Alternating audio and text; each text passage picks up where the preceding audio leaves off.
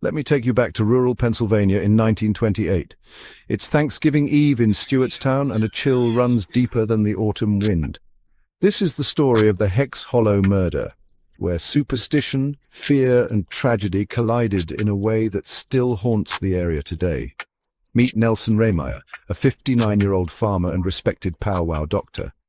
Now, powwow wasn't just a catchy name. It was a form of folk healing, a blend of Christian prayer and old German rituals passed down by local Pennsylvania Dutch. Rehmeyer's neighbors came to him for everything from curing livestock to warding off curses. But for John Blymeyer, the line between healing and harm got dangerously blurred. Blymeyer, once healed by Rehmeyer as a child, grew up convinced he was under attack by a hex, wasting away, plagued by bad luck.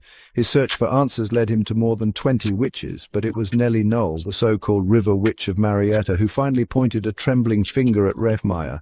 Nellie gave Blymeyer 2 ways to break the curse: snip a lock of Rehmeyer's hair and bury it deep, or find and burn his copy of a legendary spell book called.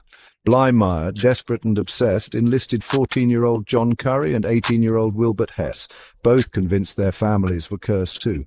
On November 27th, the trio crept into Rehmeyer's farmhouse, demanding his book, his hair, anything to end the hex. When Rehmeyer refused, panic turned to violence. They beat him, strangled him with a rope, and left his body on the kitchen floor.